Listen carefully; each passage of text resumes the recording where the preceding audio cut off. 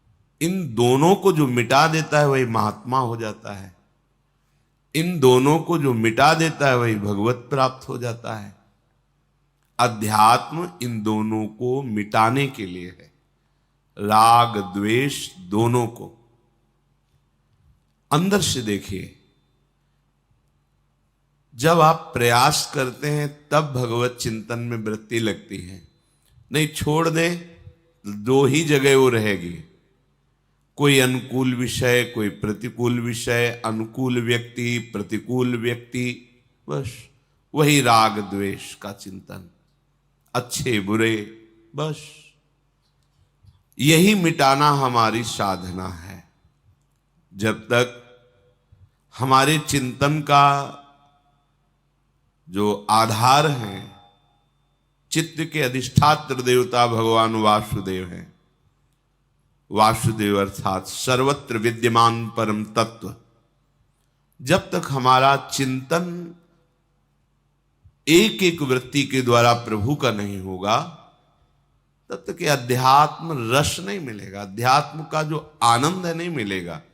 अध्यात्म का आनंद अखंड प्रसन्नता, प्रसन्नात्मा। ये जो आपकी प्रसन्नता नहीं रहती, आनंद नहीं रहता, उसका कारण आपकी राग द्वेषात्मक वृत्ति है। राग वृत्ति हुई तो कामना, कामना दृढ़ हुई तो क्रिया, क्रिया हुई तो और कामना के संस्कार, बस इसी में हमारा जन्म चला जाता है। हम मन को शत्रु भाव से नहीं देख पाते हैं, मन को मित्र ही नहीं अपने को मन मान लेते हैं। तदात्म भाव, तन्मय भाव मन में।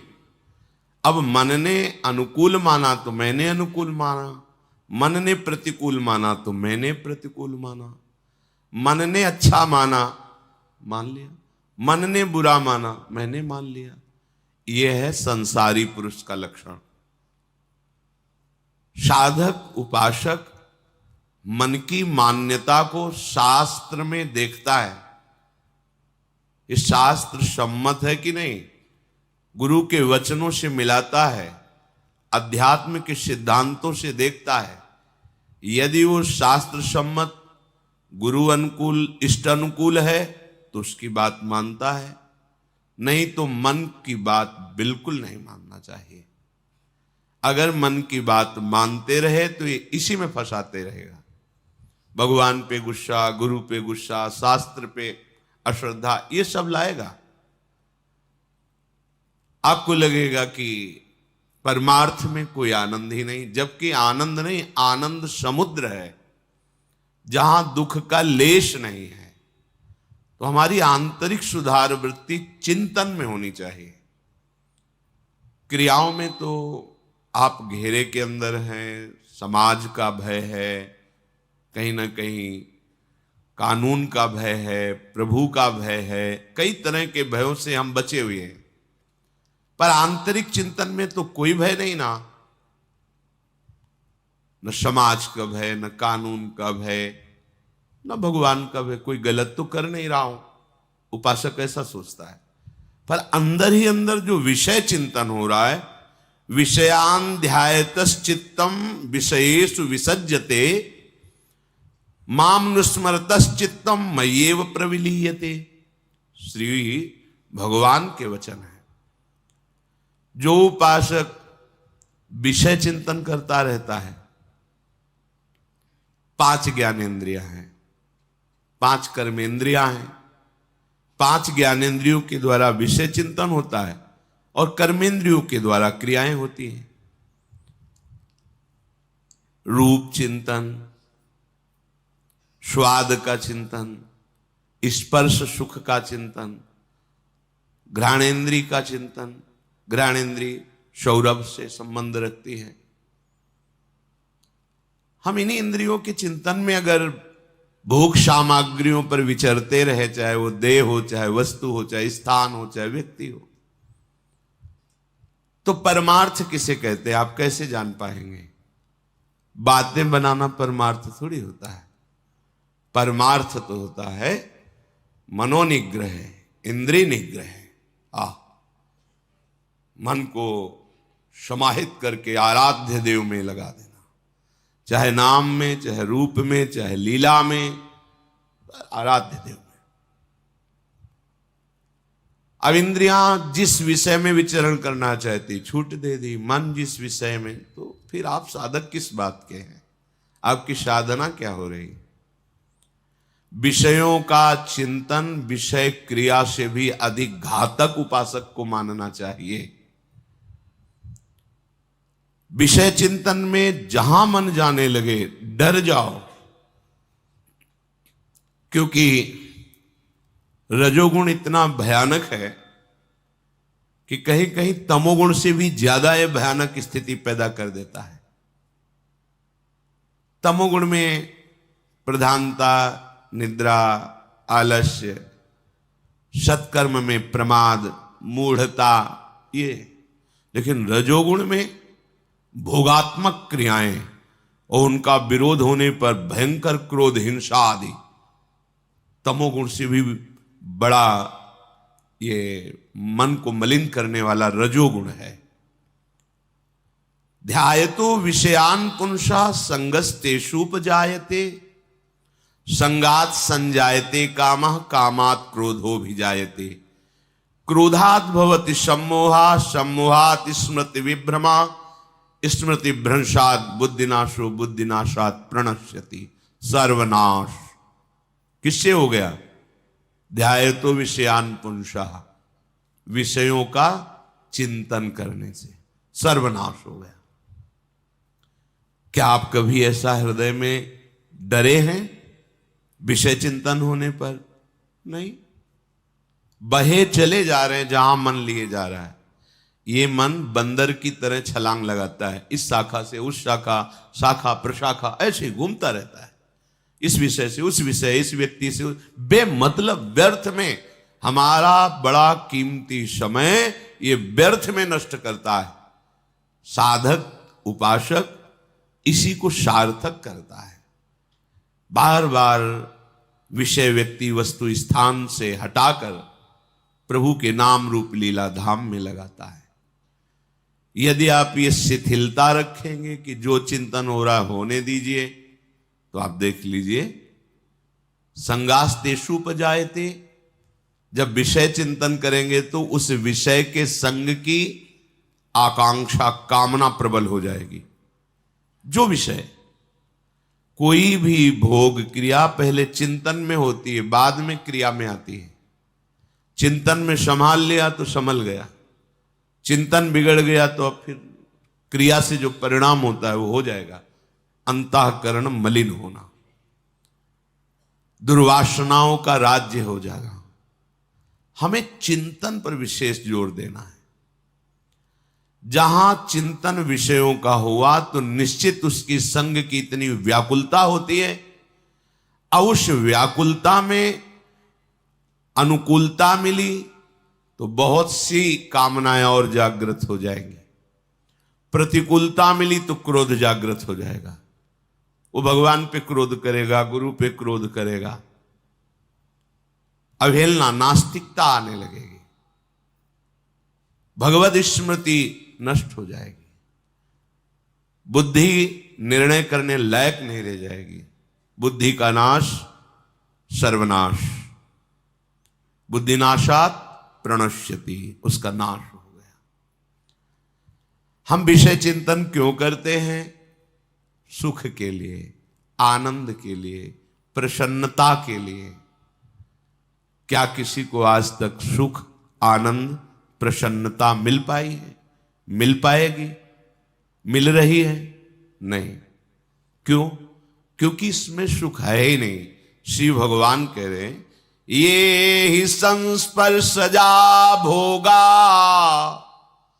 दुख यो नये एवते आद्यंतवंतः कौन्तेय न तेषु रमते बुधा।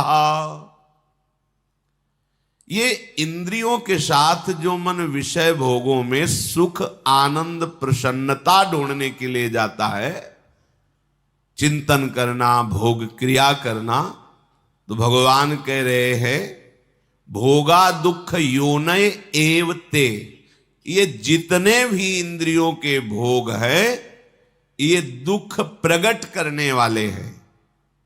योनय, यहीं से दुख प्रकट होता है। दुख की मूल जड़ क्या है?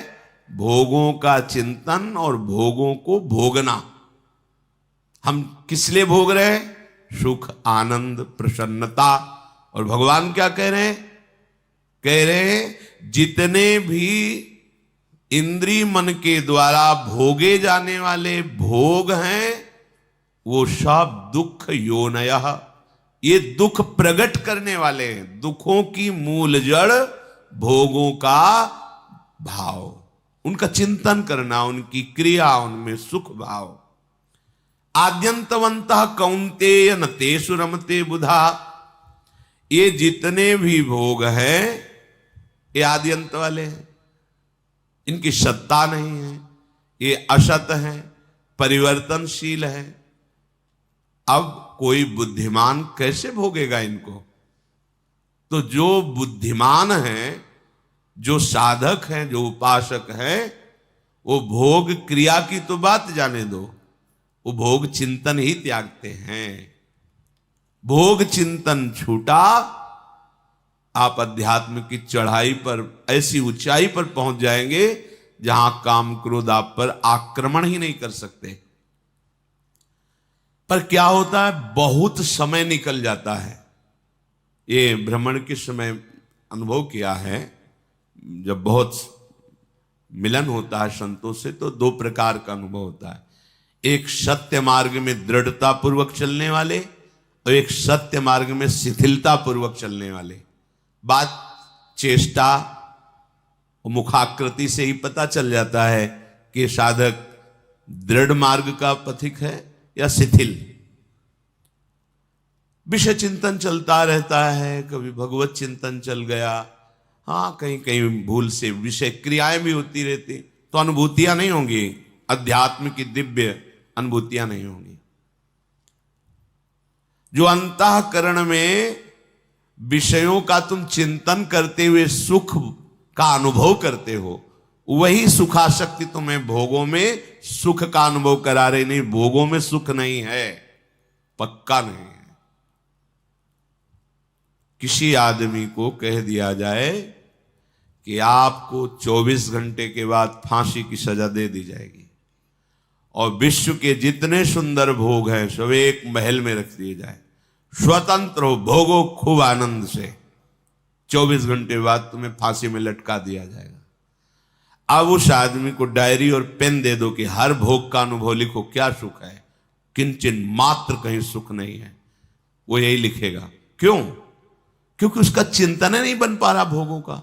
चिंतन तो हो रहा है फांसी के फंदे का, अर्थात क्रिया भोग की है, भोग सामग्री का संस्पर्श है पर सुख नहीं है। क्यों? क्योंकि क्रिया में ही तो सुख का अनुभव कर रहा है। जो मंद बुद्धि है वो क्रिया में ही सुख का अनुभव कर रहा है। बोले नहीं, वो चिंतन नहीं है ना, इसलिए सुख का अनुभव नहीं। मतलब समझ में आया कि भोग क्रिया में सुख नहीं है, भोग क्रिया के पहले जो चिंतन में तुमने सुखानुभूति की, भोग की मूढ़ता के कारण, वही तुम्हें क्रिया में अनुभव आ रही। वस्तुतः ये ही संस्पर्श जाब होगा दुख योनय एवते। जितने भी भोग हैं इंद्रियों के, उनसे दुख ही प्रकट होगा, सुख नहीं। हम चाहते हैं परमानंद, अखंड प्रसन्नता, तो ये होगी भगवत चिंतन से। और करते हैं विषय चिंतन जिसका परिणाम है अशांति, दुख, क्लेश, बंधन, जन्म, मरण, ये विषय चिंतन से। तुम्हारा चित्त ही बंधन और मोक्ष का कारण है। विषय चिंतन करने वाला चित्त बंधा हुआ है और भगवत चिंतन करने वाला चित्त जीवन मुक्त है। मामनुस्मर तश्चित्तम मय्येव प्रविलीयते। जो विषय चिंतन का त्याग करके सदैव मेरा चिंतन करते हैं, वो मेरे में तन्मय हो जाते हैं। मेरे में उनकी स्थिति होती है। हमारा मन, हमारा चित्त प्रभु के चिंतन में, ये खास बात है अंदर की। आपका विषय चिंतन का जो प्रवाह है वो उल्टा हो जाए प्रभु की तरफ, अभी आपको आनंद मिलने लगेगा, अभी आप निर्भय होने लगेंगे, निश्चिंत होने लगेंगे, शोक करने की कोई गुंजाइश ही नहीं रह जाएगी, दुख का तो पता ही नहीं चलेगा। चाहे जितनी भारी दुख की परिस्थिति बाहर हो, आपका हृदय आनंदित रहेगा, प्रसन्न रहेगा। यदि आपने ऐसा सोच रखा है कि कभी भाग्य में ऐसा उदय होगा तो भजन हो जाएगा, अभी तो विषयों का भाग्य चल रहा है भोगने का, ये भाग्य से नहीं बदलता। कभी कोई समय परिवर्तन होगा, ऐसा परिस्थिति परिवर्तन होगा, ये समय परिस्थिति से भी नहीं बदलता। परिस्थिति बदलने के चक्कर में पड़ोगे तो जीवन समाप्त हो जाएगा, आपको कभी ऐसी परिस्थिति नहीं मिलेगी। जो परिस्थिति से भगवदाकार वृत्ति करना चाहते हो समझ ले, पूरे जीवन में आपको ऐसी परिस्थिति नहीं मिलेगी जिसमें आप भगवदाकार वृत्ति कर लें। पुंसाम कलिकृतान दोषान द्रव्य देशात्म संभवान सर्वान हरति चित्तस्थो भगवान पुरुषोत्तम।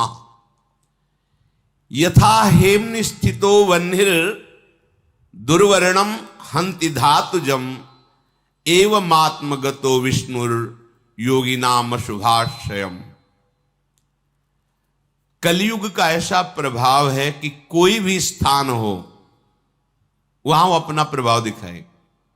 कलि शब्द का सीधार्थ अधर्माचरण, पापाचरण, शास्त्र विरुद्धाचरण करने में उत्साह बढ़ाना।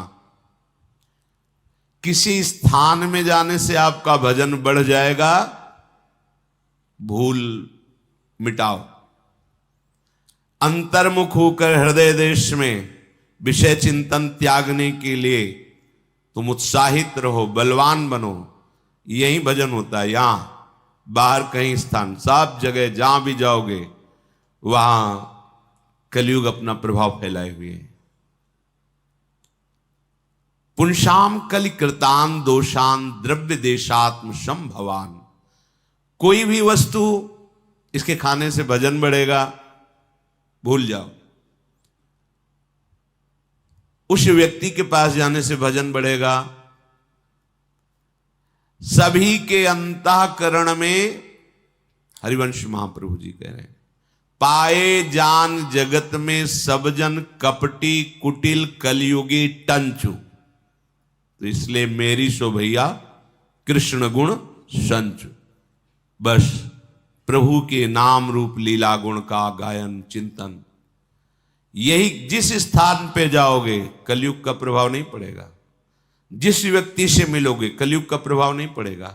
यदि अंदर नाम चल रहा है, भगवत चिंतन चल रहा है, ये बाहरी प्रभाव से प्रभावित होकर के आप भगवत सिद्धि प्राप्त करना चाहो तो अब बड़ा कठिन है।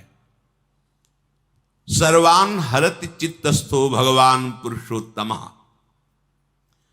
यदि भगवत चिंतन कर रहे हो तो कलयुग के सारे दोषों का अपहरण कर लेता है भगवान का चिंतन। खास बात समझो, ये हृदय में इस अंतर्मुख होने के लिए बात कही जा रही है। बाहर भाग लो तो कितना भागोगे, जहां भाग करके जाओगे। जिस यहां का राजा कलयुग है। इस युग में प्रायः भोग प्रवृत्ति, अधर्म प्रवृत्ति, पापाचरण, इसकी वृद्धि होगी। युग धर्म का प्रभाव होता है। फिर हमें कैसे भगवत प्राप्ति होगी? तो कह रहे सर्वान हरत चित्तस्थो। देख लो, चित्त में यदि तुम्हारा भगवान पुरुषोत्तम, भगवान श्री कृष्ण का चिंतन हो रहा है तो सर्वान हरत, सब दोषों को हर लेंगे। खास बात पकड़िए, बैकुंठ धाम ब्रह्मावर्त बिठूर जब भ्रमण कर रहे थे कुछ दिन रुके तो एक साधक ने दिखाया कि देखो देखो महाराज, गंगा जी में देखो क्या हो रहा है। तो वहां कुछ बाहरी लोग आए हुए थे, ऐसे घृणित चेष्टाएं कर रहे थे जो किसी तरह क्षम्य नहीं है, अक्षम्य अपराध कर रहे थे। गंगा जी में अक्षम्य अपराध जनित घृणित लीलाएं, क्या हुआ? चित्त दूषित है। तो परम पावन भगवती भागीरथी में खड़े होकर पाप कर रहा है वो। कई बच्चे, कई ऐसे परिवार थे, मध्याह्न का समय था, तो एक साधक ने देखो महाराज, हमने तो देखते ही रहते थे। साधक को ऐसा नहीं होना चाहिए कोई दृश्य देखे घबरा गया या तन्मय हो गया या कामातुर हो गया या कुछ नहीं। लक्ष्य का इतना दृढ़ विश्वास और पक्का होना चाहिए कि सामने उसके साथ वो आगे निकलता चला है। साधक ऐसे नहीं एकदम लुजलुजा स्वभाव, कोई दृश्य देखा घबरा गया, कोई दृश्य देखा कामाशक्त हो गया, ऐसा नहीं होना चाहिए। ये विश्व है, विश्वात्मा विविध लीलाएं कर रहा है, हम किस लीला के उपासक हैं? एक बड़ा दृढ़ निश्चय होना चाहिए। एक तरफ मंगल कार्य हो रहे, एक तरफ अमंगल कार्य हो रहे हैं, दोनों की तरफ समचित्त वृत्ति रखता हुआ वो अपने भगवान के स्मरण में आगे बढ़ा, ना उसका प्रभाव ना उसका प्रभाव। बहुत खास बात बता रहे हैं। किसी भी व्यक्ति, वस्तु, स्थान, द्रव्य, देश के अनुकूल होने पर हमारा भजन हो जाएगा, ये भाव बिल्कुल छोड़ दीजिए। सब जगह दोष है, सब जगह गुण है। कहीं भी चले जाओ, क्योंकि चिदानंद भाव में प्रवेश, अब जैसे धाम है, चिदानंद है, तो आपका भाव तो चिदानंद नहीं ना, तो आपको धाम प्राकृतिक ही दिखाई देगा ना, और प्राकृतिक दिखाई देगा तो सब मायाकृत। तो देखो ना घटनाएं कैसी प्रकट दिखाई देती है, वही मायाकृत चेष्टाएं। तो कहां जाओगे भजन करने के लिए? यहां हृदय में अंतर्मुख होइए।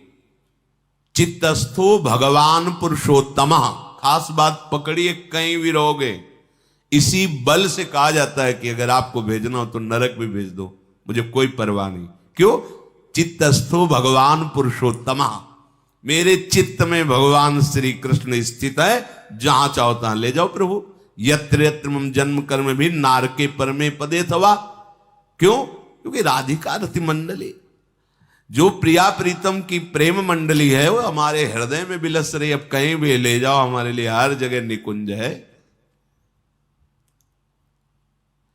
यथा हेम स्थितो वन्य दुर्वर्णम हंति धातुजम, जैसे स्वर्ण को जब अग्नि में तपाया जाता है तो अन्य धातुएं मल आदि नष्ट हो जाती, वो दिव्य चमकने लगता है। ऐसे ही जो सारे कष्टों को सहकर निरंतर भजन कर रहा है, तो कह रहे एवं आत्म गतो विष्णु योगिना मशुभाशयम, जितने भी अशुभ पूर्व के, वर्तमान के या भविष्य में भी सब भस्म हो जाएंगे। क्या क्या भगवत चिंतन करने वाले का भविष्य में भी हो सकता है। इसीलिए आचार्य चरण कहते, तिहारे आगिले पाछले अपराध हरिवंश खेवी, तुम चिंता मत करो, तुम तो केवल चिंतन करो, मेरी शोभैया कृष्ण गुण संच। तय बालक ने भर्यो सयानप काहे, कृष्ण भजत ने नीके। नीके ठीक से भजन करो। दूध और चावल का धोवन एक जैसा ही दिखाई देता है, पर परिणाम और स्वाद बल आदि में कहीं समानता चावल का धोवन नहीं कर सकता। अति सुमिष्ट तजीव सुरभिन पे मन बंधक तंदुल जल फीके। आचार्य चरण कह रहे कि कहीं कामधेनु गाय के सुंदर दूध को त्याग करके कोई चावल का धोवन पीना चाहे तो उसे बुद्धिमान कहा जाएगा क्या? तो भगवान कहते कि जो बुधा जन है, बुद्धिमान जन है, न रमते, वो नहीं रमते इन भोगों में। दूध और चावल का धोवन एक जैसा दिखाई देता है, पर अंतराय बहुत है। ऐसे ही भगवत चिंतन छोड़कर विषय चिंतन, ये सुख जैसा दिखाई देता है, सुख है नहीं। सत्य दिखाई देता है पर सत्य है नहीं। मन बंधत तंदुल जल फीके। ये फीका तंदुल जल है। महाप्रभु कह रहे हैं कि जैसे कोई मणि छोड़कर कांच बटोरे, ऐसे तुम्हारी बुद्धि हो रही। तुम श्री कृष्ण चिंतन रूपी मणि का त्याग करके विषय चिंतन रूपी कांच बटोर रहे हो। मणिगण पुंज ब्रजपति छाणत, हित हरिवंश कर गए कंचु। अब सावधान हो जाओ। एवमात्म गतो विष्णु योगिनाम अशुभाशयम। स्वयं भगवान उसके हृदय में बैठ करके सब अशुभों का नाश कर देते हैं। जो निरंतर प्रभु के चिंतन में प्रयासरत रहता है, उसी प्रयास में उसको एक कष्ट का अनुभव होता है, एक जलन, एक ताप जैसा। उसी ताप में वो ऐसा पावन होता है जैसे स्वर्ण अग्नि में डाल दिया जाए तो उसका मल नष्ट हो जाता है, वो और तेजस्वी कांतिमान हो जाता है। ऐसे ही जो भजन करने के समय एक जलन होती है, एक ताप होती है, वो सारे अशुभों को भस्म कर देती, फिर आनंद का अनुभव होता है। जब तक आपके हृदय में राग द्वेष जनित विषय चिंतन है, तब तक आप इंद्रियों के गुलाम हैं। उसके शरीर इंद्री मन से ऐसे कार्य जबरदस्ती कराते रहेंगे ये विषय, जिससे उसे कभी प्रसन्नता का अनुभव नहीं होगा। विषयों की प्राप्ति में हर्ष होता है, प्रसन्नता नहीं। और हर्ष का द्वंद्व है शोक, वो भोगना ही पड़ेगा। विषयों में जिसकी जिह्वा स्वादिष्ट पदार्थों का चिंतन करके भोगती रहती है, वो रसेंद्री के द्वारा भोगे जाने वाला भोग चाहे जितना सात्विक भोजन हो, तामसिक और राजसिक हो जाता है। जहां तामसिक राजसिक हुआ कि उसे प्रसन्नता का अनुभव नहीं हो सकता है। चिंतन यदि विषयों का, तो प्रसन्नता नहीं। अब एक इंद्री रसेंद्री यदि भोगों का चिंतन करके आज ये आज ये आज ये, तो वो भले सात्विक है, पर वो आपके अंदर रजोगुण तमोगुण पैदा कर दे। और जहां रजोगुण तमोगुण है, प्रसन्नता नहीं होती। जो वाक इंद्री से किसी की निंदा स्तुति करता रहता है, कटु भाषण, असत्य भाषण, व्यर्थ का भाषण, अहितकर भाषण, उसके हृदय में कभी प्रसन्नता प्रकट नहीं होती है। जो घर द्वार परिवार परिजन धन संपत्ति यश कीर्ति शरीर के आराम भोग, इसमें अत्यंत स्नेह युक्त मोह युक्त हो जाता है, उसमें दुराचार, चोरी, असत्य, अनाचार, दुर्व्यसन, कुसंग, कुप्रवृत्ति और जुआ आदि ये प्रकट हो जाते हैं स्वाभाविक। ध्यान दीजिए, जो घर में परिवार में परिजन में धन संपत्ति में मान कीर्ति में शरीर के आराम भोग में आसक्त है, उसमें स्वाभाविक ये दोष पैदा हो जाएंगे। चोरी करना, जुआ खेलना, दुराचार करना, असत्य भाषण, अनाचार, दुर्व्यसन, कुसंग, कुप्रवृत्ति, ऐसे के हृदय में प्रसन्नता प्रकट नहीं होती। ये अपने स्वार्थ में भारी बाधा पहुंचाने वाले अज्ञानी जन वाद विवाद, वैर विरोध, अपमान, तिरस्कार, दुख, शोक, इसी में विचरण करते रहते हैं। प्रसन्नता की तो गुंजाइश ही नहीं है। दूसरे के स्वत्व का अपहरण, धन का अपहरण, जमीन का अपहरण, दूसरे की स्त्री की तरफ कुभावना, अपने को बहुत श्रेष्ठ समझना, अपना मान प्राप्त करने की लालसा रखना, अपनी प्रसन्नता प्रशंसा सुन करके, ये सब दोष उसके हृदय में। इसलिए उसके हृदय में कभी भागवतिक प्रसन्नता नहीं प्रकट होती। इसलिए उपासक खास बात, विषय चिंतन ना होने दे। विषय चिंतन ही सबसे घातक बात है। जन्म मरण का मूल विषय चिंतन है, दुख का मूल विषय चिंतन। विषय चिंतन त्याग कर निरंतर भगवत चिंतन परायण रहे। चलते हैं महाभागवत पांडवों के पावन चरित्र का श्रवण करते हैं। प्रसंग चल रहा है जरासंध का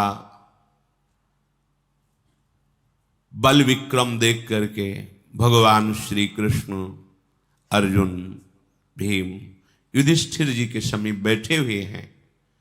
जो देवर्षि नारद जी ने पांडवों की सूचना दी कि देवलोक में पांडवों ने कहा है कि आप जाकर हमारे पुत्रों को कह देना, यदि वो राजसूय यज्ञ करें तो हमारे को बहुत से उत्तम दिव्य लोक प्राप्त होने वाले हैं, वो सहज में प्राप्त हो जाएंगे, इसलिए उनकी आज्ञा है राजसूय यज्ञ कीजिए।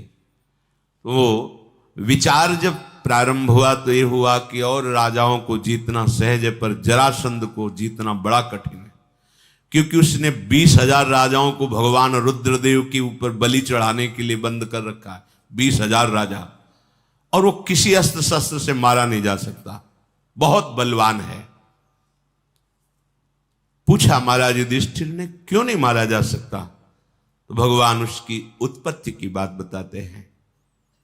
कल चर्चा हुई थी, रानी ने 2 रानियां थी, तो जो ऋषि के द्वारा फल मिला उसके 2 भाग करके पाए, तो दोनों गर्भवती हुई, पर 2 भाग में एक प्रकट हुए, एक दाहिनांश एक बायांश। ऐसे उन्होंने देखा कि तो मुर्दा ही है, तो फेंक दिया। तो जरा नाम की राक्षसी, वो तो आहार करने वाली थी, जब उठाया और ऐसे ही सहज में कहा जियो जियो, तो जुड़ गया तो रोने की आवाज आनी, और वो तो जीवित हो गया। विचार किया कि हमारे राजा के पुत्र नहीं यदि दिया जाए तो अच्छा रहेगा। कभी कभी असुर स्वभाव वालों के भी हृदय में सद्विचार आ जाते हैं। राक्षसी ने मानवी रूप धारण करके महल में प्रवेश किया। जो ही रानियों ने देखा तो उनका हृदय द्रवित होने लगा। पूछा है किसका पुत्र है, तो उनका मुझे पता नहीं, पर ये 2 भाग में था, तो उनका तो मेरा ही पुत्र है। बड़ी प्रसन्नता हुई। बृहद्रथ जो राजा थे उनसे उसने कहा महाराज ये आपका पुत्र है, आप इसे ग्रहण करो। ब्रह्म ऋषियों का वरदान कभी मिथ्या नहीं होता, मुझे लगता है उन्हीं के वरदान के कारण ये पुनः जीवित हुआ है। धाय ने तो इसे बाहर डाल दिया था, किंतु मेरे हाथों में आते ही ये जुड़ गया। राजा के हर्ष की सीमा न रही। मानवीय रूप में जो राक्षसी आई थी उससे पूछा तुम कौन हो, क्या तुम कोई देवी हो या इच्छानुसार विचरण करने वाली कोई शक्ति हो, कौन हो तुम? तो राजेंद्र तुम्हारा कल्याणों में कोई देवी नहीं हूं, मेरा नाम जरा है, मैं इच्छानुसार रूप धारण करने वाली राक्षसी हूं। अब मैं तुम्हारे घर में पूजित होकर रहूंगी। यदि कोई भी मनुष्य मुझे अपने घर में चित्रांकित करके पुत्र पौत्र आदि की रचना करके उसमें मेरी पूजा करेगी तो मैं उनके पुत्रों की रक्षा करूंगी। वैसे मैं हूं राक्षसी, पर मेरे में सुमेर पर्वत को भी निगल जाने की सामर्थ्य है। 4 लाख योजन सुमेर पर्वत को निगल जाने की सामर्थ्य है। जो दीवार पर मुझे अंकित करके युवती स्वरूप में और पुत्र पौत्र आदि की रचना करके मेरी पूजा करे, मैं उसके घर में सदा उसकी रक्षा करूंगी। उसे गांव में देखा है वो ऐसा। मैं उस पूजन के बदले में पूरे परिवार की रक्षा करूंगी। मैंने जोड़ा है तुम्हारे पुत्र को, इसलिए मेरे नाम से जुड़ा हुआ इसका नाम रखना। संधि माने जोड़ना, और जरा ने जरा नाम की राक्षस तो जरासंध रखा गया।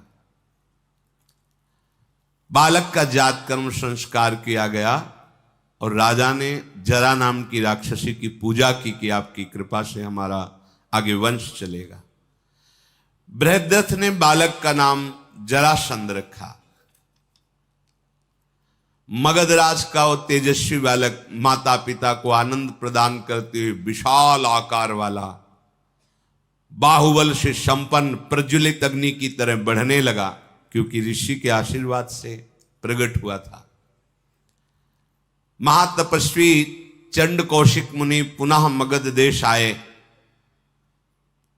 राजा बृहद्रथ को बड़ी प्रसन्नता हुई कि जिन्होंने पुत्र के लिए फल दिया था वही ऋषि पधारे। उनके चरणों में प्रणाम करके रानी, पुत्र और राज्य समर्पित किया। महाराज कि ऐसे स्वभाव को देखकर मुनि बहुत प्रसन्न हुए और कहा, अब तुम्हारा समय राज्य से संपन्न होने का आ गया। तुम पत्नी सहित निकलो, मैं तपस्या और मंत्र देकर तुम्हें कृतार्थ करता हूं। जाओ अपना जीवन वन में जाकर भजन करते हुए पूरा करो और राजकुमार जरासंध का अभिषेक राजगद्दी पर करो। कितना सुंदर नियम पहले था। बाल्यावस्था में ब्रह्मचर्य धारण करते हुए ऋषियों के आश्रमों में रहना, फिर यौवन अवस्था में गृहस्थी में प्रवेश करना, गृहस्थी के कार्य करके चौथी अवस्था में वनवास, फिर और भगवत चिंतन करते हुए जीवन मुक्त हो जाना। जैसे नदी का वेग किसी पर्वत को पीड़ा नहीं पहुंचा सकता, ऐसे कोई देवता, कोई अस्त्र शस्त्र तुम्हारे इस पुत्र जरासंध को चोट नहीं पहुंचा सकता, मार नहीं सकता। इसलिए तुम निश्चिंत होकर एकांत वनवास करो। महाराज बृहद्रथ से इतना कह करके चंड कौशिक मुनि अंतर्ध्यान हो गए। बृहद्रथ ने जरासंध का राज्याभिषेक कर दिया और अपनी दोनों पत्नियों को लेकर वनवास में जैसी प्रक्रिया से रहना बताया था वैसे ही जाके जीवन संपन्न करना चाहिए। सबको जीवन का परम लाभ यही। चलो उस कोटि का समय नहीं रहा है तो घर परिवार से तो अलग ही हो जाना चाहिए। किसी पावन तीर्थ आदि में भगवत धाम आदि का आश्रय लेकर वृद्धावस्था में भजन करते हुए शरीर छोड़ देना चाहिए। महाराज बृहद्रथ और उनकी पत्नी तपस्या और मंत्र का जाप करते हुए शरीर को भस्म कर दिया और परम धाम को गए। जरासंध अपने पराक्रम से समस्त राजाओं पर विजय प्राप्त करना शुरू किया।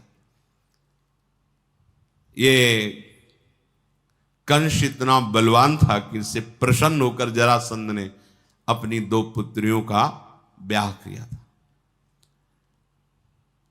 भगवान ने कहा, कंस को तो हमने पहुंचा दिया है, अब तुम्हें चिंता नहीं करनी है। अब अवसर है जरासंध के नाश का, तभी तुम राजस्व यज्ञ कर सकते हो और मैं उसके पूरे विधान को जानने वाला हूं। भीम पूरे बल से युक्त हैं और अर्जुन अस्त्र शस्त्रों के ज्ञाता हैं, इसलिए बाहु युद्ध के द्वारा ललकार कर उसे परास्त किया जाए। जब हम तीनों एकांत में जाएंगे, जरासंध से मिलेंगे और उससे भिक्षा मांगेंगे द्वंद्व युद्ध की, तब वो इतना घमंडी है कि वो मान ही जाएगा और उसका मान जाना ही उसकी मृत्यु होगी। भगवान श्री कृष्ण ने ऐसा महाराज युधिष्ठिर से कहा। राजन, यदि आप हम पर विश्वास करते हैं और हमारे हृदय को जानते हैं कि सत्य है, तो भीमसेन और अर्जुन को मैं धरोहर के रूप में लेता हूं और वैसे ही वापस करूंगा आके, आप निश्चिंत हो जाइए। भगवान के ऐसा कहने पर वहां खड़े हुए भीमसेन अर्जुन का मुख प्रसन्नता से खिल उठा और महाराज युधिष्ठिर ने कहा, पुरुषोत्तम, आप अपनी कभी मर्यादा से च्युत नहीं होते। हे अच्युत, अब आप ऐसी बात न कहें कि भीम और अर्जुन धरोहर के रूप में। हम सब आपके सेवक हैं, हम सब आपकी आज्ञा में हैं, हम सबके आप ही रक्षक हैं। आपकी हम जब शरण में हैं तो धरोहर कैसी प्रभु। हे गोविंद, आप जैसा कहते हैं अक्षरशः वैसा ही आपकी आज्ञा का पालन होगा। जिसके पक्ष में आप होते हैं तो राज्य लक्ष्मी, श्री, वैभव, सुख ये कभी दूर नहीं होता है, और जो आपसे विमुख होते हैं उनको कभी ये मिल भी नहीं सकता, मिला हुआ भी नहीं मिलने के समान ही है। आपकी आज्ञा के अनुसार चलने का जो केवल सोच लेता है वो परम सुख को प्राप्त हो जाता है। महाराज युधिष्ठिर, भगवद आज्ञा में चलना परम सुख में निमग्न होना है। प्रभु अब मुझे बिल्कुल चिंता नहीं है, मैं मान गया कि जरासंध मारा गया, क्योंकि आपने कह दिया। मैं राजस्व यज्ञ का नियम लूंगा। अब मेरा उत्साह बढ़ रहा है। नीति विधान के ज्ञाता, लोक विख्यात महामहिम श्री गोविंद, आपकी शरण लेने पर कौन सा कार्य सिद्ध नहीं हो सकता। सबके लिए उचित है कि वो आपका आश्रय लेकर के आपकी आज्ञा के अनुसार जीवन बिताएं। महाराज युधिष्ठिर कह रहे, कार्य की सिद्धि के लिए किसी और का आश्रय नहीं, आपका ही आश्रय लेना चाहिए।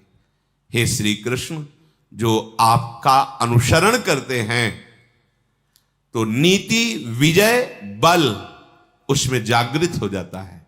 नीति, विजय और बल उसके हृदय में जागृत हो जाता है, जो हे श्री कृष्ण आपकी आज्ञा का अनुसरण करते हैं। युधिष्ठिर के ऐसा कहने पर महातेजस्वी भगवान श्री कृष्ण अर्जुन भीमसेन जरासंध से युद्ध करने के लिए उसकी राजधानी की तरफ प्रस्थान किया और तेजस्वी स्नातक ब्राह्मण का रूप धारण किया। स्वस्ति वाचन हुआ, इंद्रप्रस्थ से मगध देश की तरफ प्रस्थान किया। एक ही कार्य के लिए उद्यत और युद्ध में कभी पराजित न होने वाले प्रभु श्री कृष्ण, अर्जुन और भीम ये चले। वो दोनों महात्मा महामहिम हैं। अर्जुन, भगवान श्री कृष्ण, ये महाप्रलय पर्यंत समस्त कार्यों के नियंता है। धर्म, अर्थ, काम, मोक्ष समस्त पुरुषार्थों के दाता हैं। यही ईश्वरों के भी ईश्वर हैं। गंगा और सोनभद्र नदी को पार करते हुए पूर्वाभिमुख होकर के आगे बढ़े। मगध देश की जो सीमा लगती थी उसमें प्रवेश किया। फिर बड़े बड़े वृक्षों से सुशोभित गोरख पर्वत पर पहुंच करके वहां ऊंचाई से मगध राज की राजधानी को देखा और भगवान श्री कृष्ण बोले, देखो कुंती नंदन, मगध देश कितना सुंदर और वैभव संपन्न है। देखो यहां कितनी सुंदर शोभा है।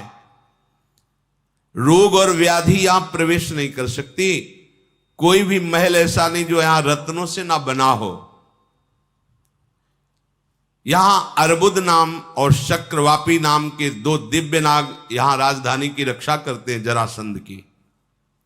स्वस्तिक नाग और मणिनाग ये चारों तरफ घूमते रहते राजधानी के। यहां ऐसे नहीं कि सहज में कोई प्रवेश कर जाए।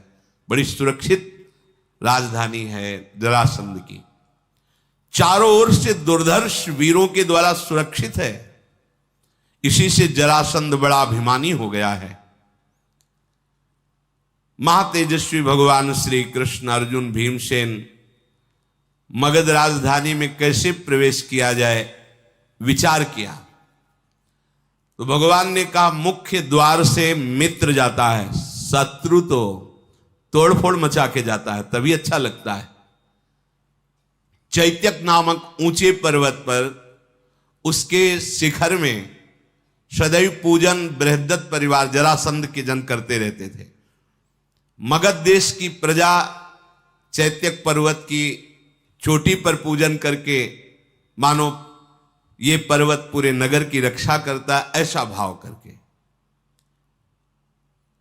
वहां एक ऋषभ नाम का राक्षस आया हुआ था, तो महाराज बृहद्रथ जरासंध के पिता ने उसे मार करके उसकी खाल के 3 नगाड़े बजाए थे और जब उनमें एक बार चोट कर दे तो महीने भर आवाज गूंजती थी।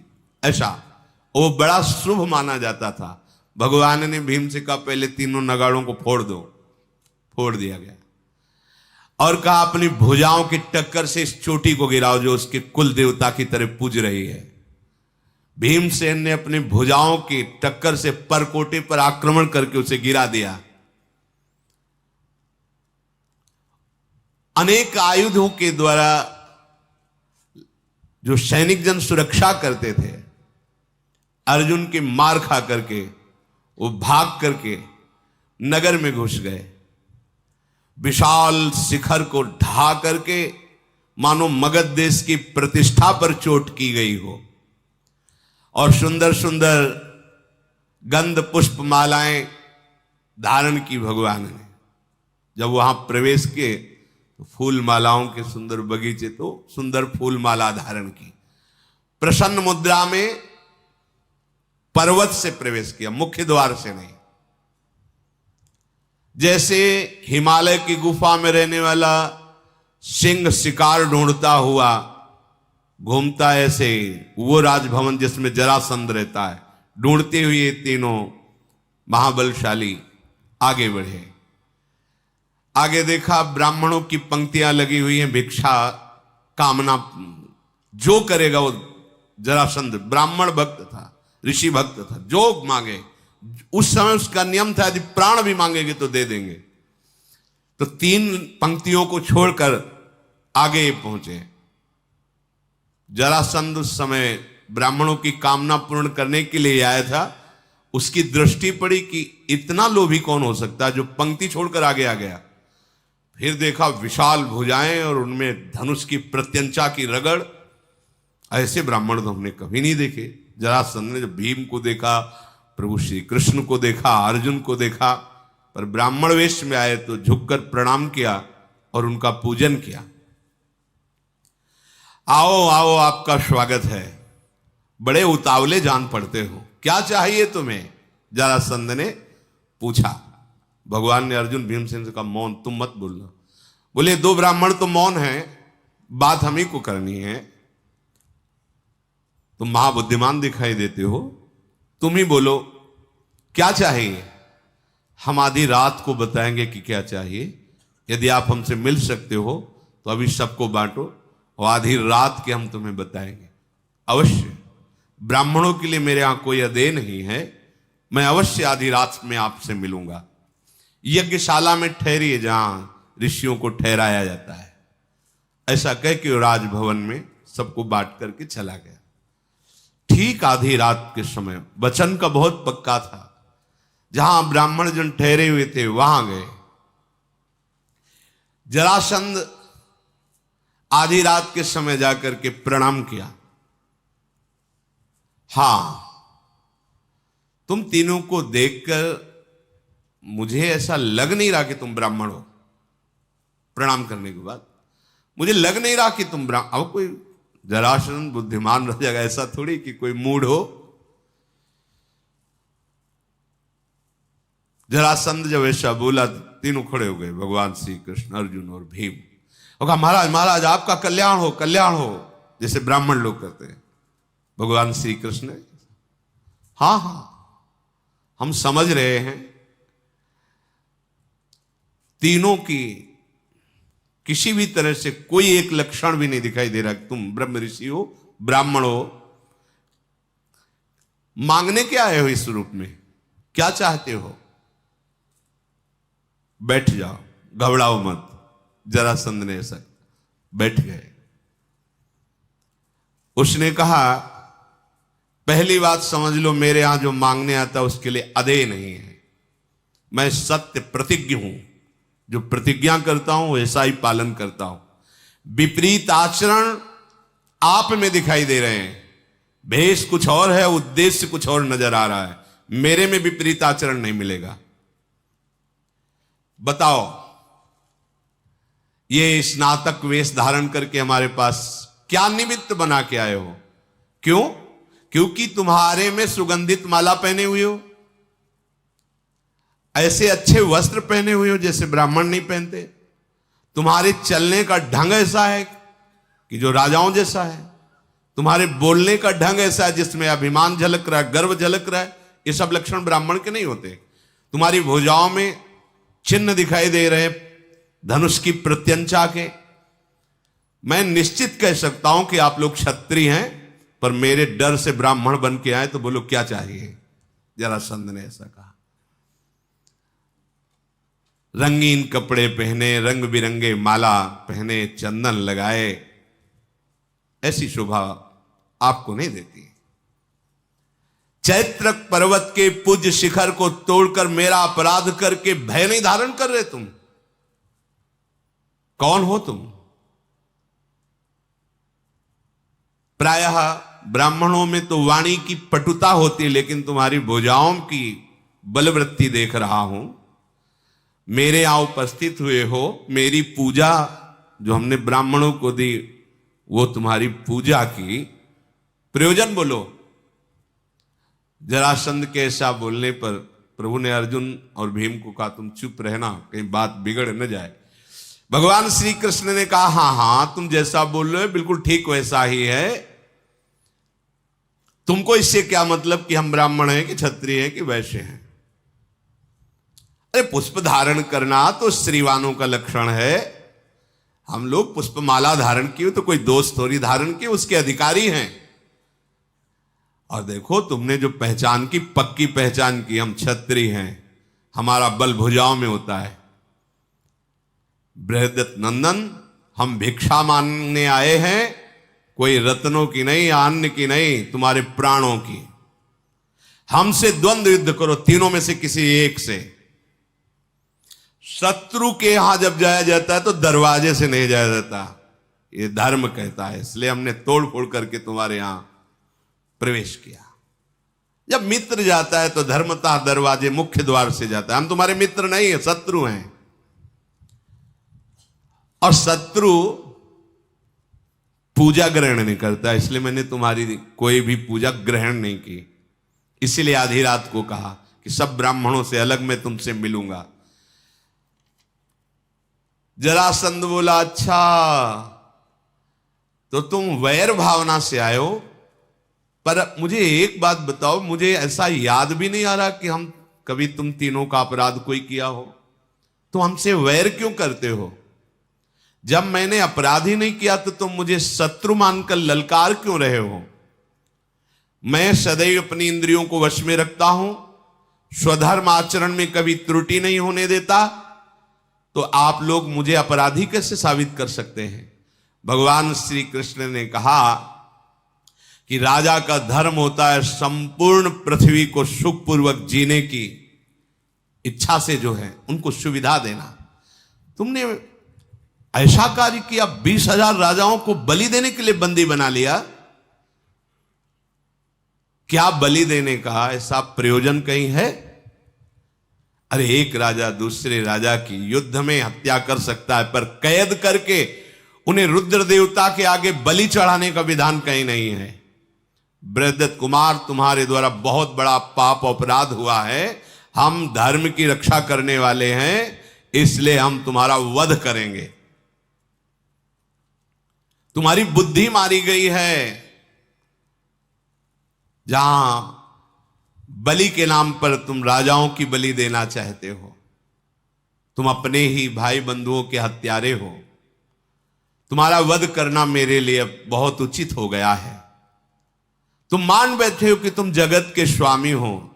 इस तुम्हारी बुद्धि का भ्रम दूर करने के लिए हम आए हैं। अब तुम हमें युद्ध की भिक्षा दो, द्वंद्व युद्ध की, और चाहो तो सेना के साथ लड़ सकते हो, जैसी तुम्हारी इच्छा हो। हम युद्ध इच्छा से तुम्हारे पास आए हैं। मैं कोई और नहीं हूं, तुम्हारा पुराना दुश्मन कृष्ण हूं। और ये भीमसेन है, ये अर्जुन, बहुत ठहाका मार के जरासंध सा।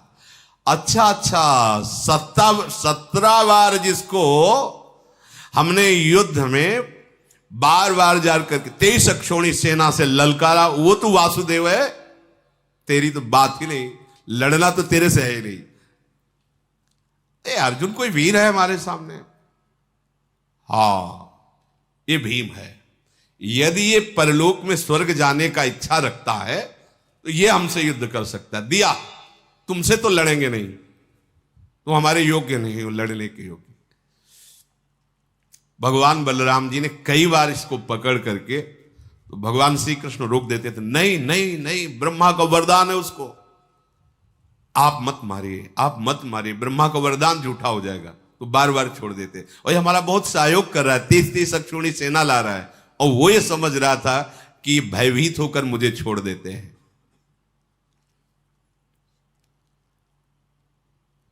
देखो, मुझे दोषी मत ठहराओ, जरासंध ने कहा।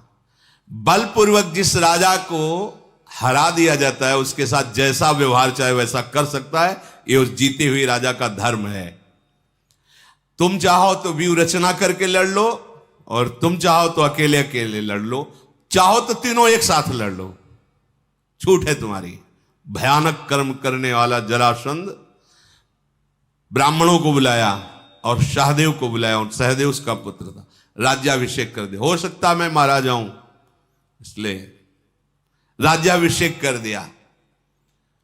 और मनुष्यों में सिंह समान पराक्रमी भगवान वसुदेव पुत्र वासुदेव, भीम और अर्जुन, तीनों को कहा कि जो चाहो अच्छे से अच्छा खान पान कर लो, जो सुविधा चाहो ले लो, और हमारा तुम्हारा युद्ध जो होगा वो विश्राम युक्त नहीं होगा। प्रारंभ होगा तो मरने पर ही हटेगा, चाहे तुम मरो चाहे हम, विश्राम नहीं होगा उसमें, शर्त पक्की की। जरासंध को पता था कि मुझे कोई मार नहीं सकता। जरासंध और भीमसेन का द्वंद्व युद्ध तय हुआ। यशस्वी ब्राह्मणों ने स्वस्ति वाचन किया, युद्ध की घोषणा की। कमर कस के भीम ने भगवान की तरफ देखा, उनको स्वस्ति वाचन कराने की जरूरत नहीं थी। परम स्वस्ति वही है जहां श्री कृष्ण है, परम मंगल है। भगवान की तरफ देखकर चरणों में प्रणाम किया। भयानक पराक्रमी जरासंध भीमसेन से कहा, आओ, स्वर्ग के द्वार तुम्हारे लिए खुल चुके हैं, मैं अभी तुम्हें पहुंचाता हूं, बड़े वीर बनते हो। भीमसेन ने कहा, युद्ध की इच्छा रखने वाले बात नहीं बनाते हैं, युद्ध करते हैं। दोनों सिंह के समान पराक्रमी अपनी भुजाओं के आयुध से द्वंद्व युद्ध करने लगे।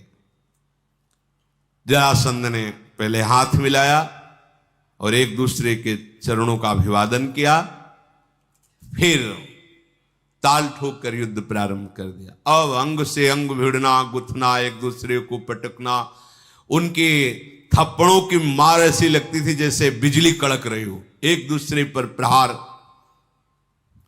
कार्तिक मास के प्रथम दिन से युद्ध प्रारंभ हुआ था। कार्तिकश्चितु मासस्य प्रवत्तम प्रथमे हनि अनाहारम दिवारात्रो मविश्रांतो मवर्तत। बिना कुछ खाए पिए, बिना विश्राम के रात दिन, प्रथम कार्तिक शुरू हुआ और दिन रात अविराम गति से चलता रहा त्रयोदशी तक। ना खाना, न पीना, न विश्राम, बस उठाक पटकला एक दूसरे। भगवान ने देखा कि जरासंध शिथिल हो रहा है, इशारे से कहा कि भीमसेन, ये भयानक कर्म करने वाला तुम्हारा जो शत्रु है ये थका दिखाई दे रहा है, इसलिए तुम इसे अधिक पीड़ा मत पहुंचाना, अर्थात अधिक पीड़ा पहुंचाओ, क्योंकि थक चुका है। यदि तुमने अधिक पीड़ा पहुंचाई तो ये प्राण त्यागने योग्य स्थिति में पहुंच जाएगा, इसलिए तुम्हें चाहिए कि इसे अधिक पीड़ा नहीं पहुंचाना, समभाव से युद्ध करो, अर्थात अधिक पीड़ा पहुंचाओ, विषम भाव से करो। भगवान का इशारा कुछ और था। श्री कृष्ण के ऐसा कहने पर ही भीमसेन ने भगवान का स्मरण करके उठाया और उसको पटक दिया। बार बार गला घोंटा, बार बार मारने की चेष्टा की, पर जरासंध हारने का नाम ही नहीं, मरने का नाम नहीं।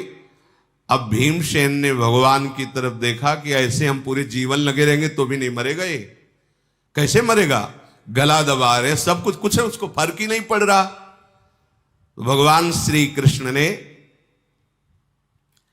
इशारा किया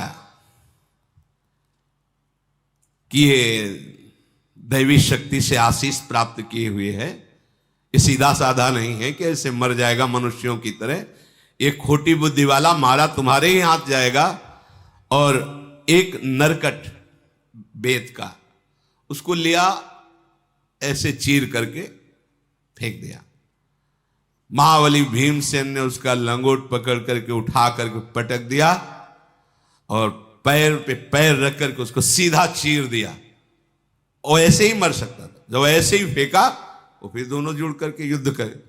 और प्रभु कब तक ये चलता रहेगा? तो भीमसेन फिर 100 बार घुमाकर उसे धरती पर पटका और उसकी रीढ़ तोड़ी, अपने भार से उसे रगड़ा, सिंहनाद किया, पर उसको कोई फर्क नहीं पड़ रहा था। तब भगवान ने फिर वो तृण उठाया, ऐसे चीरा और उल्टा फेंका। भीमसेन समझ गए। फिर भीमसेन ने उसके पैर पर पैर रख करके उसके 2 टुकड़े किए और विपरीत दिशा में फेंक दिया। अब मगधराज का शरीर आकर पुनः नहीं जुड़ा। अब विकट गर्जना विजय की भीमसेन करने लगे। बहुत बड़ा योद्धा। जरासंध का शरीर 2 भाग में अलग अलग पड़ा हुआ था। हाहाकार मच गया। जरासंध जब प्राणहीन हुआ तो राजभवन के द्वार पर पटक आए उसके शरीर को। भगवान श्री कृष्ण ने रथ पर बैठकर वहां गए जहां रुद्र देवता को बलि देने के लिए 20,000 राजाओं को कैद कर रखा था। वहां जाकर के गिरिव्रज में समस्त राजाओं को मुक्त किया। कैद से छूटे हुए राजा भगवान श्री कृष्ण को दर्शन कर रहे, नेत्रों से, मानो नेत्रों से रूप का पान कर रहे। फिर हाथ जोड़ करके कहा, प्रभु आप साक्षात भगवान हैं, पुरुषोत्तम हैं। यदि आप हमारी रक्षा न करते हम तो मर ही चुके थे, क्योंकि अब ये आगे चलकर बलि ही देता। नाथ, अंदर से हम आपको ही पुकार रहे थे। ये इन्हीं राजाओं ने प्रार्थना की थी, कृष्णाय वासुदेवाय हरये परमात्मने प्रणतः क्लेश नाशाय गोविंदाय नमो नमः। अत्यंत भयंकर इस पहाड़ी में कैद करके रात दिन मुझे दुख दिया जाता था। बस हम तो मृत्यु की बाट जो रहे थे। नाथ, अगर बचने का उपाय था तो केवल आप ही थे। हमारे भाग्य खुल गए कि आप कृपा करके आए और हमारी रक्षा की। हम आपके चरणों में पड़े हैं। अब आप आज्ञा कीजिए, हम क्या सेवा करें।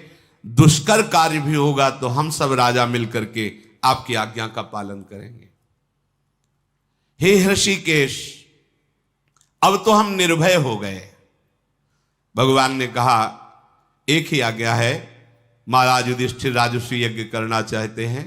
आप सब पहले अपने राज्यों को जाओ और वहां सबको सुख प्रदान करो, फिर महाराज युधिष्ठिर की राजस्व यज्ञ में सम्मिलित हो। तथास्तु कह करके राजाओं ने भगवान की आज्ञा स्वीकार की। भगवान ने जरासंध के पुत्र सहदेव को देखा कि वो ब्राह्मणों को, बुजुर्गों को आगे करके कांपता हुआ आया, क्योंकि पिता का वध हो गया है। सहदेव बोला, हे जनार्दन, हे शरणागत रक्षक, मैं जानता था मेरा पिता पापी और अपराधी है। नाथ, आपने बहुत अच्छा किया। और कांप रहा था, मैं आपकी शरण में हूं, बहुत भयभीत हूं, प्रभु मुझे निर्भय कीजिए। मैं अर्जुन और भीमसेन और आपसे अपनी रक्षा चाहता हूं, और जैसा आप आदेश करेंगे वैसा जीवन भर मैं वैसे ही करूंगा। भगवान ने कहा, बिल्कुल निर्भय हो जाओ, ये राज्य तुम्हारा, सुख समृद्धि तुम्हारी, और जाओ, मेरी आज्ञा है तुम अपने पिता का अंत्येष्टि संस्कार करो, फिर मेरे से बात करो आकर। ऐसा ही किया। सहदेव ने उसको चिता में रखकर जो अंत्येष्टि क्रिया वो प्रसन्नता पूर्वक की। भगवान ने पुनः घोषित किया कि मगध देश का राजा ये जरासंध का पुत्र सहदेव ही होगा, और जो इसकी आज्ञा पर नहीं चलेगा वो मेरे द्वारा दंडनीय होगा, क्योंकि अभी बालक ही थे सहदेव। समस्त महात्माओं से पूजित होकर भगवान श्री कृष्ण इंद्रप्रस्थ पधारे। धर्मराज ने जो ही सुना कि भगवान श्री कृष्ण अर्जुन भीम आ रहे तो समझ गए विजय सी प्राप्त हुई है, बड़े आनंदित हुए। धर्मराज ने हर्ष में भरकर भगवान श्री कृष्ण से कहा, हे जनार्दन, मुझे पता था कि जिसे आपका सहारा है वो कभी परास्त नहीं हो सकता। भीमसेन का बल आप हैं, हमारा अभिमान आप हैं।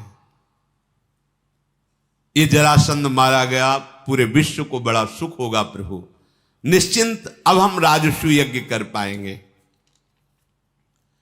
जरासंध को मारा हुआ जान करके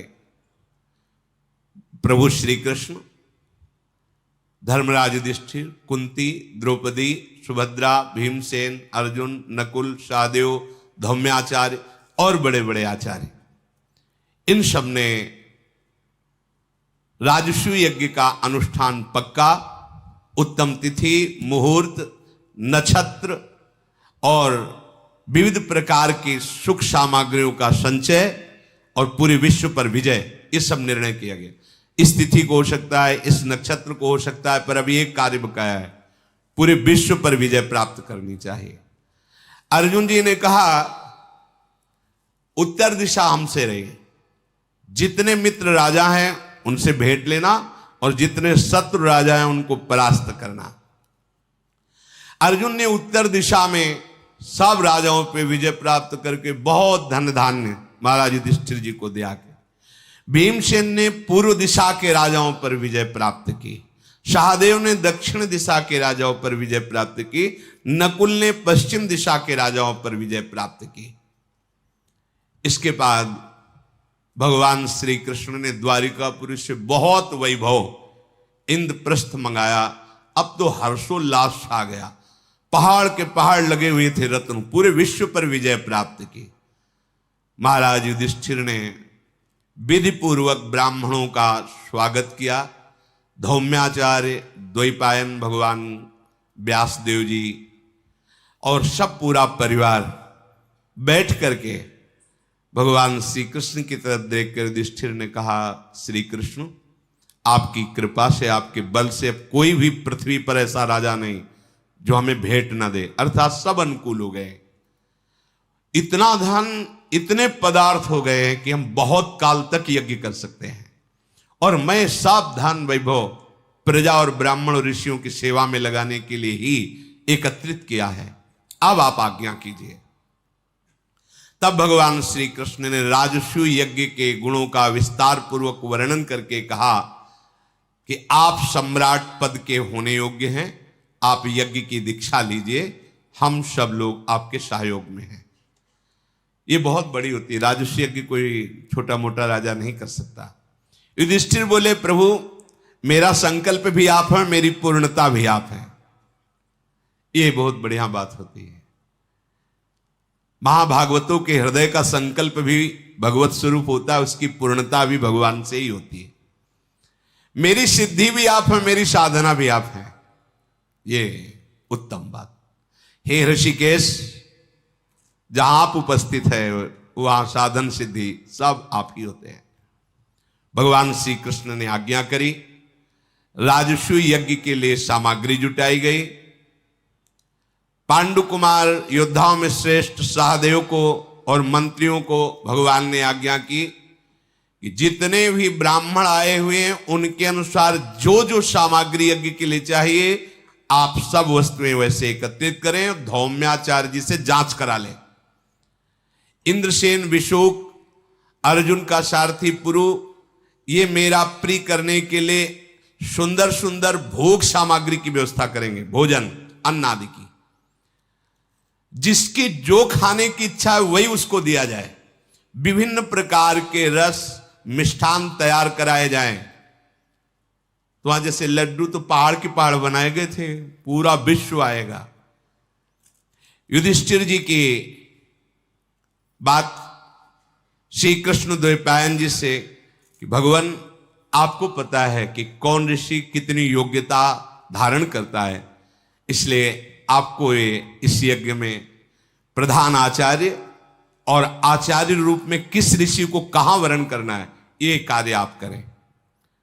सत्यवती नंदन भगवान व्यास देव जी ने ब्रह्मा का कार्य संभाला, प्रधान आचार्य का। और आए हुए जितने भी ऋषि मुनि थे, वसुपुत्र पैल, धौम्याचार्य और भी बहुत से ऋषि पधारे हुए थे, जिनके नाम पूरे पेज के पेज लिखे हुए हैं। उनको प्रणाम करके बस इतना ही कह देते हैं। सबको यथा योग्य, यज्ञ में जहां जैसे जिस ऋषि की योग्यता के अनुसार वो भगवान व्यास देव जी ने चयन किया। सब राजाओं और ब्राह्मणों को जो निमंत्रण गया था, सब भेंट लेकर के पधारे।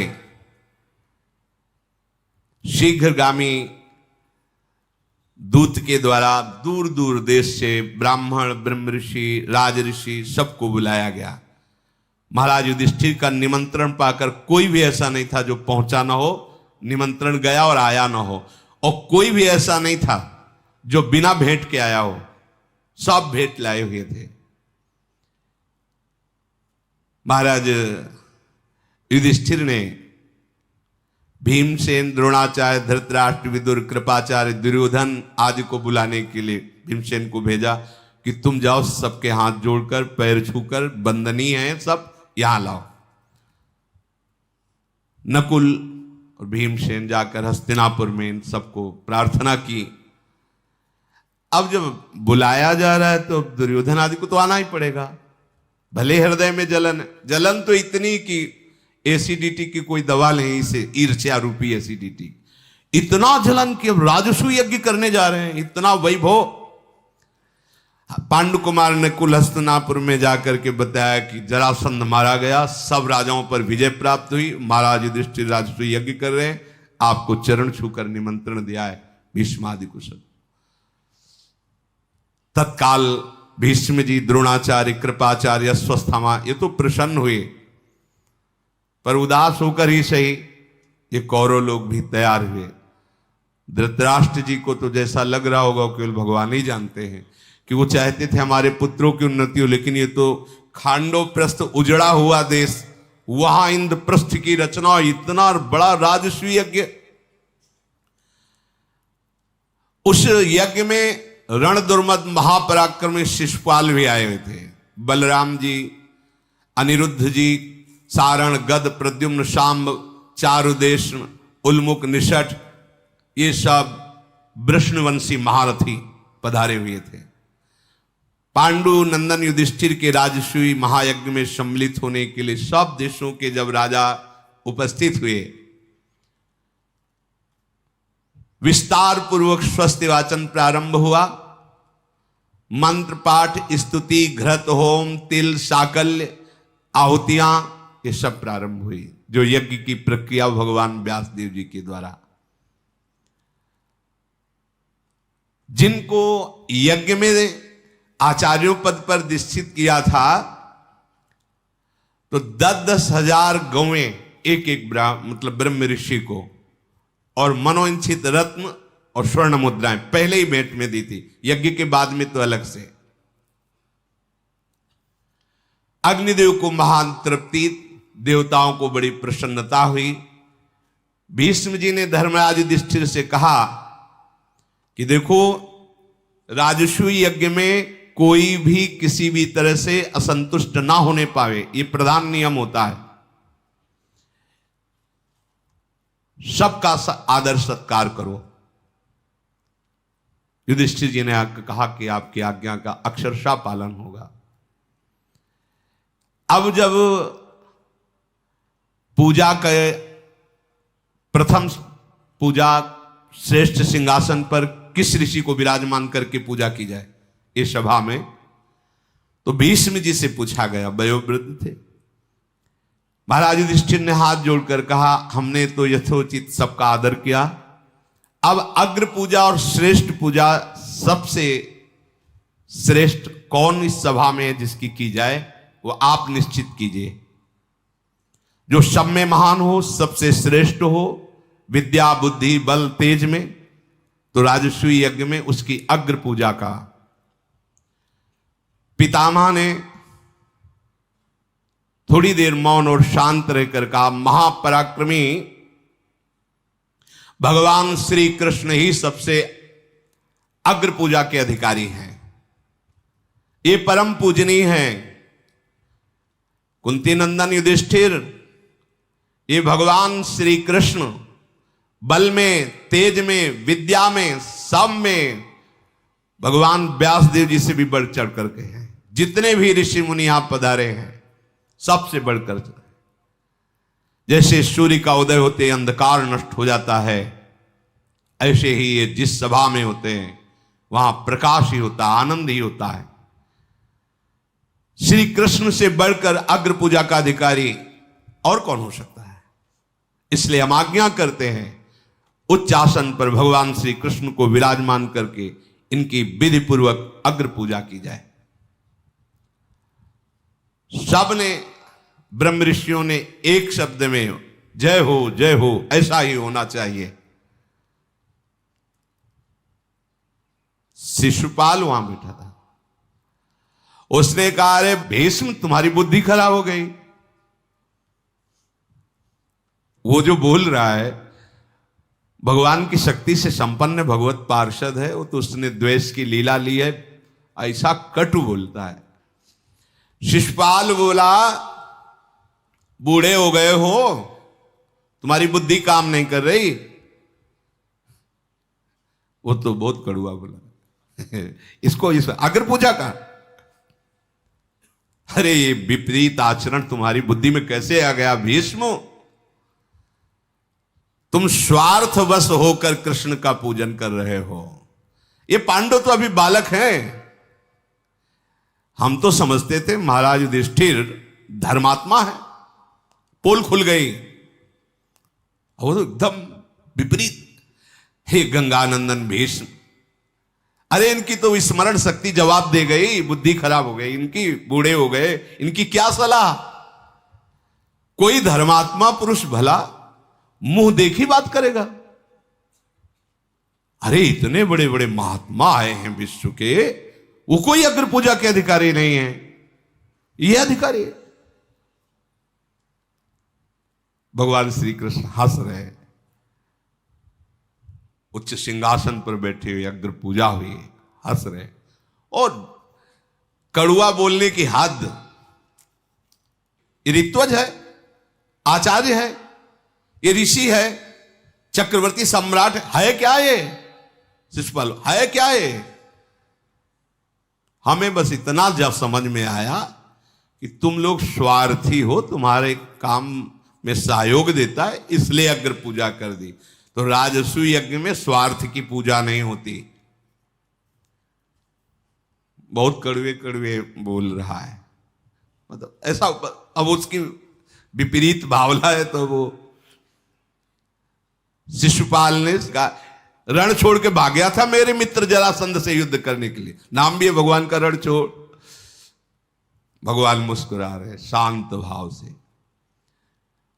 बहुत सुख मिल रहा होगा अग्र पूजा करा के मतलब पूरी सभा में वो हाँ राजाधिराजाओं की तरह बैठ करके जो पुजवा रहे हो, तुम्हें बहुत सुख मिल रहा होगा। देख लिया युधिष्ठिर, तुम्हें देख लिया, भीष्म को भी देख लिया, और इसको तो हम बहुत समय से देखते आ रहे हैं प्रभु के लिए। इसको तो बहुत समय से देखते आ रहे हैं। तुम समझते हुए कुछ है। युधिष्ठिर जी एकदम खड़े हुए शिशुपाल के पास गए, हाथ जोड़ के कहा कि देखो ऐसे शब्द मत बोलो, राजस्व यज्ञ में शांति प्रदान होती है, और आप ऐसे वचन बोल रहे हो जो बहुत ही आपका मंगल करने वाले हैं। भीष्म जी के लिए आपने ऐसे शब्द बोले, अरे वो धर्म तत्व के परम प्रवीण ज्ञाता है, ऐसे शब्द तुम्हें बोलने ही नहीं चाहिए।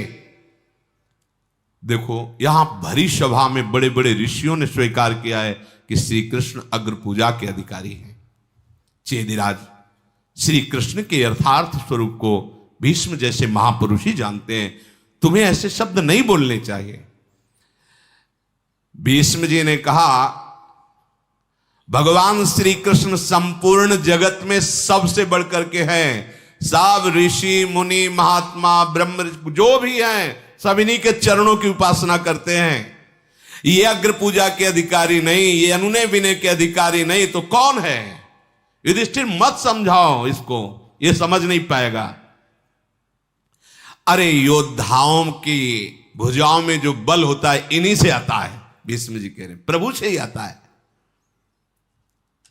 कोई सभा में ऐसा नहीं जो विश्व से भूपाल ना आया हो, और कोई भूपाल ऐसा नहीं जो श्री कृष्ण तेज से प्रभावित ना हो। खड़ा होकर बोले किसमें इतना बल है कि श्री कृष्ण के सामने सर ऊंचा कर सके। महाबाहु श्री कृष्ण केवल हमारे ही नहीं पूजनी, तीनों लोकों में कोई ऐसा नहीं है जिसके द्वारा यह पूजनी ना हो। ये वृष्ण कुल भूषण परब्रह्म परमात्मा है। ये श्री कृष्ण अपने स्वरूप में प्रतिष्ठित रहते हैं। हम ऐसे नहीं बोल रहे। हमने ज्ञान वृद्ध महात्माओं का संग किया है, बड़े बड़े संतों का संग किया है, और जीवन भर आराधना की उसके अनुभव से कहता हूं श्री कृष्ण त्रिलोकी में सर्व पूजनीय हैं। जन्म काल से लेकर अभी तक और अनंत काल से लेकर के अभी तक इनकी महिमा ही महिमा प्रकाशित हुई है। चेदिराज, तू क्या समझता मैं किसी कामना से युक्त होकर श्री कृष्ण को अग्र पूजा का अधिकारी साबित किया है? नहीं नहीं, बार बार विचार करके शास्त्र और संतों से सम्मति तभी हमने निर्णय किया है कि श्री कृष्ण ही अग्र पूजा के अधिकारी हैं। इनका यश, इनका शौर्य, इनकी विजय इनके चरणों में लौटती रहती है। तुम इनको क्या समझते हो? गुणों की दृष्टि में कोई वयोवृद्ध ऐसा नहीं है महापुरुष जो इनके गुण का अनुसरण न करता हो। अर्थात कोई कितना भी बड़ा महात्मा हो, श्री कृष्ण की कृपा प्रसाद से ही वो सद्गुणों को प्राप्त होता है। वेद वेदांगों का ज्ञान श्री कृष्ण जैसा किसको होगा, क्योंकि चारों वेद इन्हीं के श्वासों से प्रकट हुए हैं। दान, दक्षता, शास्त्र ज्ञान, शौर्य, लज्जा, कीर्ति, बुद्धि, विनय, श्री, धृति, तुष्टि, पुष्टि, ये सब श्री कृष्ण के अंश में विराजमान है।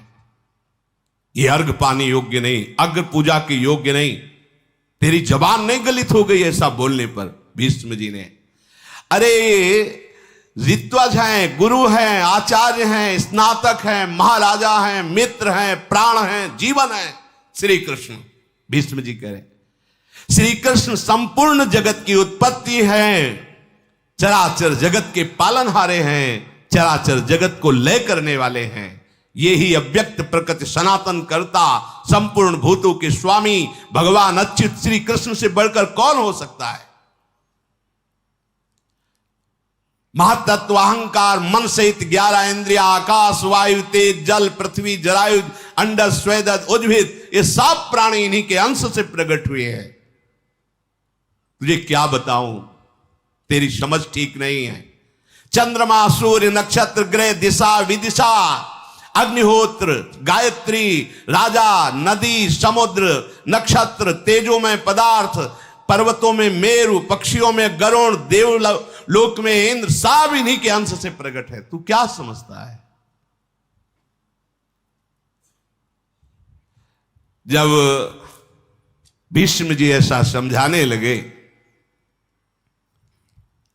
भगवान की बड़ी महिमा का गान, क्योंकि वो परम ज्ञानी है।